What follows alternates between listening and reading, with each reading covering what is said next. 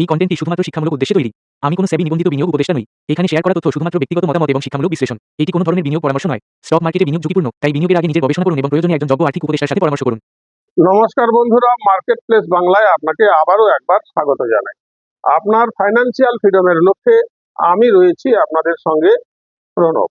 আপনি শেয়ার বাজারের সবকিছুই জানেন, শেয়ার বাজারের বেসিক ফান্ডামেন্টাল সমস্ত কিছুই শিখেছেন। Candlestick pattern, chart pattern, support resistant, price action, যাবতীয় যা কিছু শেখার সমস্ত কিছু আপনি শিখেছেন। তা সত্ত্বেও আপনার লস হচ্ছে। এর কারণটা কি? সমস্ত কিছু জানার পরেও, সমস্ত কিছু শেখার পরেও, পারফেক্ট এন্ট্রি নেওয়ার পরেও আপনার লস হচ্ছে কেন? এ বিষয়ে মূলত দুটি কারণের কথা আজকে আমি বলবো। যদিও অনেকগুলো কারণ আছে, তবে মূল যে দুটি কারণের জন্য বেশিরভাগ ট্রেডাররা লস করেন, সেই দুটো কারণ আজকে আমি উল্লেখ করব।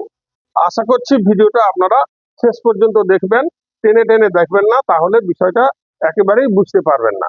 আপনি যদি আপনার জার্নিকে প্রফিটে কনভার্ট করতে চান, তাহলে এই ভিডিওটা শেষ পর্যন্ত দেখুন। আপনার ট্রেডিং এ কিছু না কিছু পরিবর্তন আসতে বাধ্য। আর একটা অনুরোধ করব, ভালো লাগলে একটা লাইক করুন, আপনার ট্রেডিং ফ্রেন্ডসদের মধ্যে শেয়ার করুন, আর যারা নতুন এসেছেন আমার চ্যানেলটাকে সাবস্ক্রাইব করে রাখুন। এরকমই ইন্টারেস্টিং ভিডিও আপনি নোটিফিকেশনে সবার প্রথমে পেয়ে যাবেন। আর কমেন্ট অবশ্যই করুন। আপনি শেয়ার বাজার সংক্রান্ত যে কোনো বিষয় নিয়ে কমেন্ট করলে আমি প্রত্যেকটি কমেন্টে আমার জ্ঞান বুদ্ধিমতো উত্তর দেওয়ার চেষ্টা করব।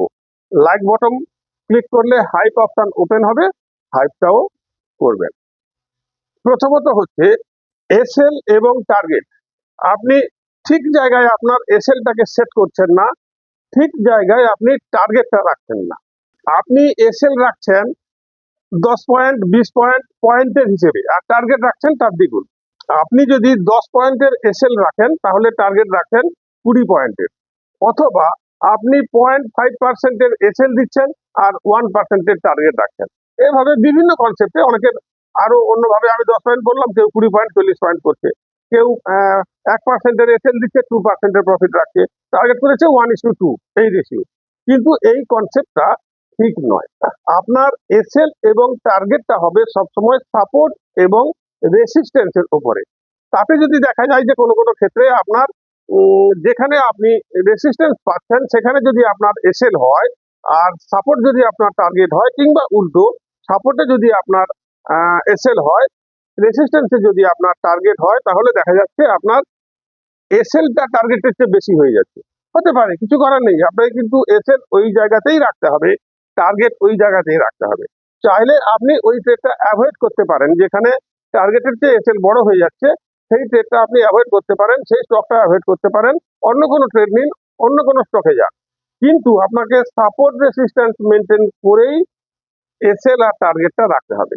যখন আপনি 20 পয়েন্ট কিংবা 10 পয়েন্ট কিংবা কোনো নির্দিষ্ট পার্সেন্টেজের হিসেবে এসএলটা রাখছেন, তখন কিন্তু আপনার টার্গেট হিট হচ্ছে 3 বার, এসএল হিট হচ্ছে 7 বার। 10টা এন্ট্রি আপনি যদি নেন, তাহলে 70% ক্ষেত্রে আপনার দেখা যাচ্ছে এসএল হিট হয়ে যাচ্ছে, আর 30% আপনি সাকসেস পাচ্ছেন।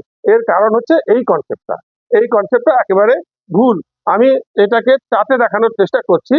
চলুন চার্টে দেখলে বিষয়টা আরো পরিষ্কার হয়ে যাবে। চলুন চার্টে দেখা। বন্ধুরা, চলে এসেছি চার্টে। এখানে আমি বাজাজ অটো নিয়েছি। এটা হচ্ছে 30 অক্টোবর 2025। 30 অক্টোবর 2025-এ এইখানে এই লেভেলে একটা রেসিস্ট্যান্স আমরা দেখতে পাচ্ছি।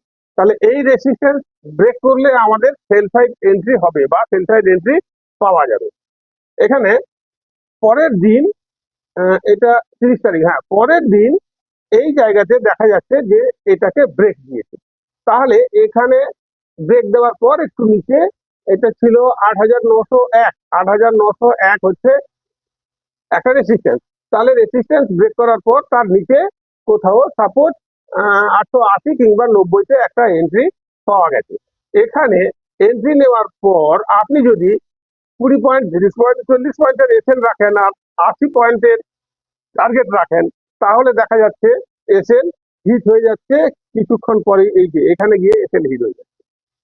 আপনার এন্ট্রি পারফেক্ট ছিল, কিন্তু পয়েন্টের হিসাব করার জন্য আপনার এসএল হিট হয়ে যাচ্ছে, টার্গেট পেলেন না।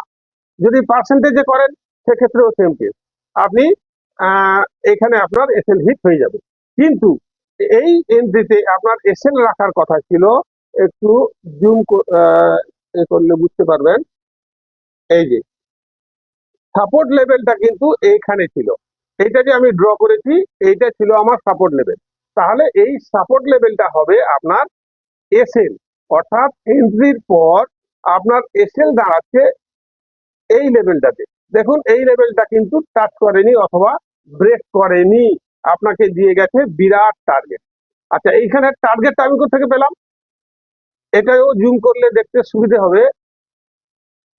এই যে এই লেভেল থেকে লাস্ট এই লেভেল থেকে একটা বাউন্স মেরেছিল, আমরা যে পয়েন্টে এন্ট্রি নিয়েছি সেই অনুযায়ী এইটা হচ্ছে লাস্ট লো, অর্থাৎ এই লেভেল থেকে বাউন্স মেরেছিল। অর্থাৎ আমাদের এই লেভেলটাই হচ্ছে আমাদের কাছে নেক্সট রেসিস্ট্যান্স লেভেল বা টার্গেট লেভেল বা আমাদের এক্সিট লেভেল।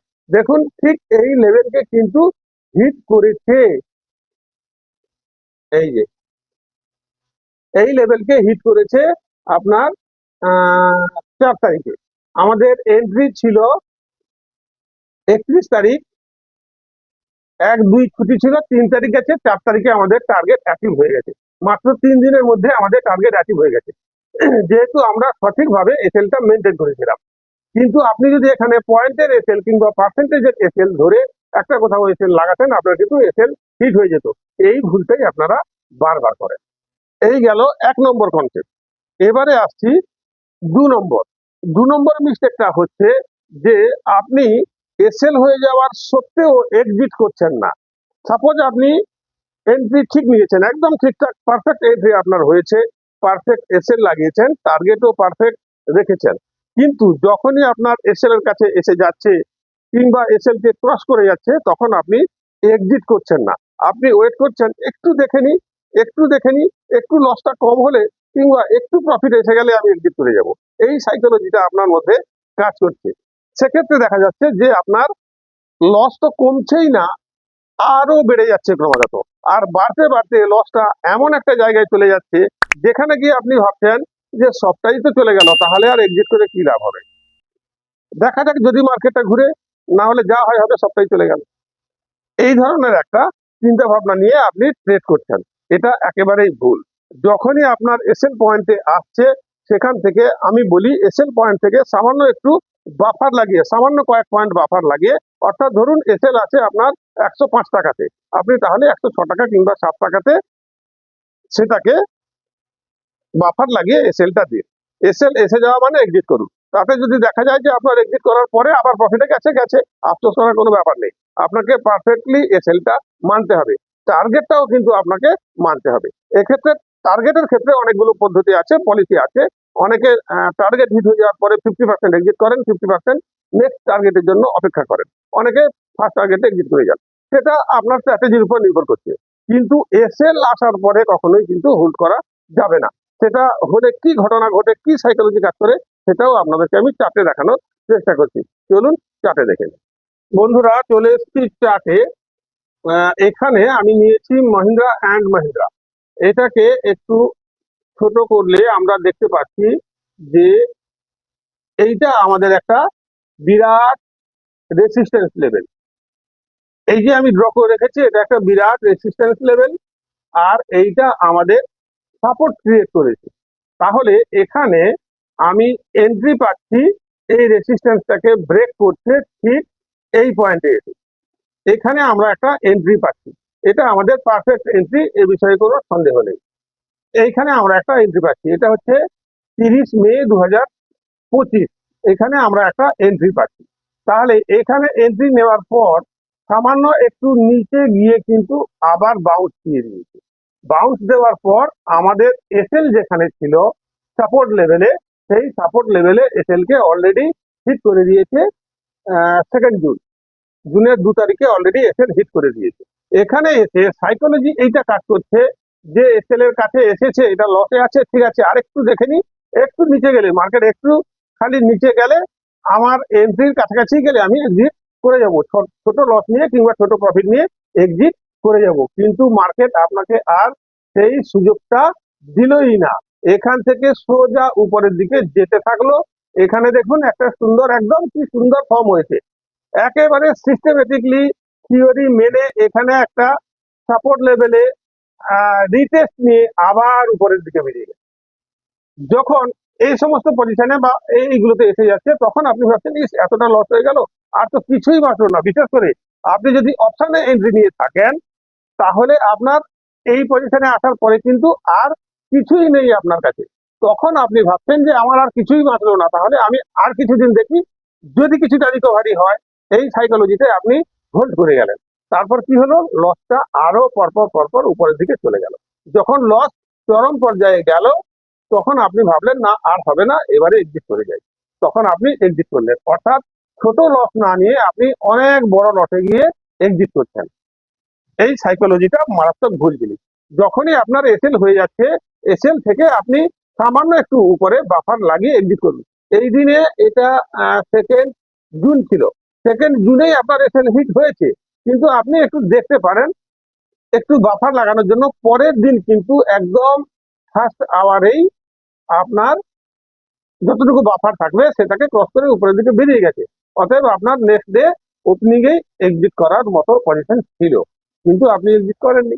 এই ভুলটাই আমাদেরকে সামান্য লস থেকে আরো লসের দিকে নিয়ে যায়, যার ফলে আমরা ক্রমাগত শিখছি, সমস্ত কিছু জানি, তবুও আমাদের লস হচ্ছে। তো বন্ধুরা, দুটো গুরুত্বপূর্ণ বিষয় আজকে আলোচনা করলাম, যেটা মার্কেটের সমস্ত কিছু জানার পরেও লস হয়। তাই এই দুটো বিষয় মূল, এই দুটো বিষয়কে অ্যাভয়েড করার চেষ্টা করুন। আপনি দেখবেন আপনার 10টা ট্রেডের মধ্যে 7টা ট্রেডে আপনি প্রফিট করবেন, 3টে ট্রেড আপনার এসএল হিট হয়ে যাবে। অর্থাৎ আপনি কিন্তু মাসের শেষে অথবা বছরের শেষে প্রফিটেই থাকবেন। আশা করছি বিষয়টা আপনাদেরকে বোঝাতে পারলাম।